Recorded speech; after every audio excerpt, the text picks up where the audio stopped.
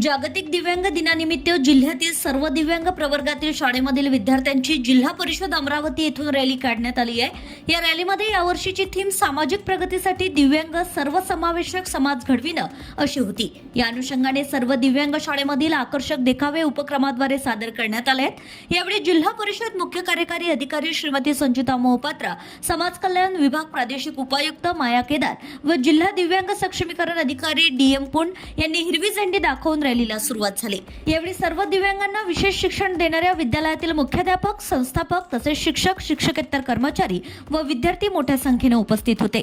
रॅलीची सांगता नरेंद्र भिवापूरकर अंध विद्यालय येथे सर्व विद्यार्थ्यांना अल्पोहार देऊन करण्यात आली आहे। दिव्यांग बांधव हे आपल्या समाजाचा अविभाज्य आणि महत्त्वपूर्ण घटक आहेत। त्यांच्यामध्ये असलेल्या प्रतिभेला योग्य संधी आणि योग्य व्यासपीठ मिळालं तर ते कोणत्याही क्षेत्रात उल्लेखनीय कार्य करू शकतात। समाजाने देखील मानसिकता बदलून दिव्यांग विद्यार्थ्यांना सहानुभूती नव्हे तर समान संधी आणि सन्मान देण्याची गरज असल्याची प्रतिक्रिया जिल्हा परिषद मुख्य कार्यकारी अधिकारी श्रीमती संचिता मोहपात्रा यांनी यावेळी व्यक्त केली आहे। सर्वांना जागतिक दिव्यांग दिनानिमित्त खूप खूप शुभेच्छा।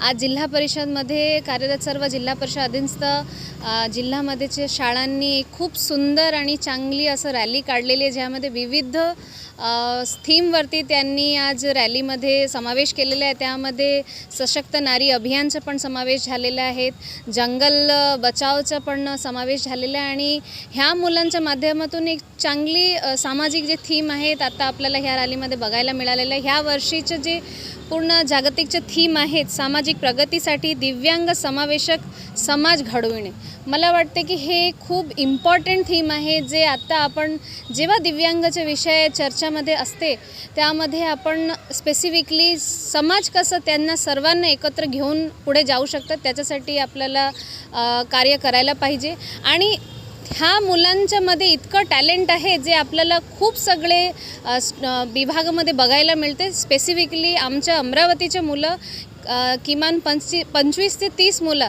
यावर्षी स्पेशल ऑलिम्पिक्समध्ये त्यांनी भाग घेतलेले आहेत आणि त्यामधून अराऊंड 7 ते 8 मुलांना गोल्ड मेडल पण मिळालेलं आहे, जे की त्यांच्यामध्ये खूप मोठी बाब आहेत आणि त्यांच्या पूर्ण सराहना आम्ही जिल्हा स्तरावर करणार आहोत।